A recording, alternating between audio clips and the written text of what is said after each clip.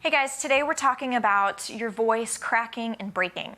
And most of the time this happens right when you're going through that transition between your chest voice and your head voice. And what's happening is your cords are kind of going, I don't know if I want to stay together, I'm not really sure what's going on, and you get that flip. Most people hate that. It's that sound that sounds like this. Like that. Your cords are basically staying connected, but strained, and then breaking off when you get into that falsetto sound. That's the kind of a tone. So the question is, how do you get rid of it? You always want to start light. And that may not be what most people want to hear, because people want to sing powerfully and loud. But to get to that point, you got to kind of backtrack a little bit. That doesn't mean singing in your head voice all the time. You can still sing very lightly in your chest. What I would suggest is starting somewhere low enough that you're in your chest voice comfortably, not with any strain, but very comfortably. But as you go through an exercise or you go through a scale, you get to the point at the very top of it where you're going to definitely be in your head voice. That way you're covering that transition spot.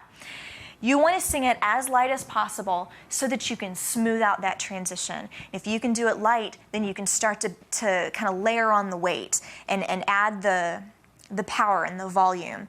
Start with something like this. Ma, ma, ma, ma, ma, ma, ma, ma.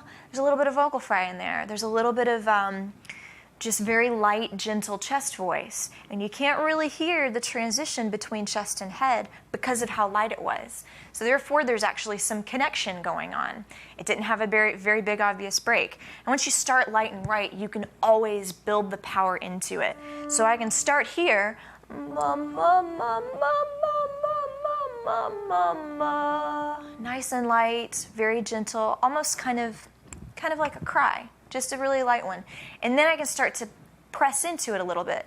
Ma, ma, ma, ma, ma, ma, ma, ma. Still very connected, but this high D is totally my head voice range, but I was singing it in a mix. And that's how you can get through that transition without the cracking and the breaking. A lot of times it basically happens because you're putting too much pressure on your cords too soon. Sometimes you can get through that transition and your voice is still wobbly and it's going to crack and break. And usually, like I said, it's because you're putting a little bit too much pressure on too soon. You got to take it back a little bit. When that happens, don't be discouraged. Just start light. Lighten it up a little bit and then slowly work your way forward.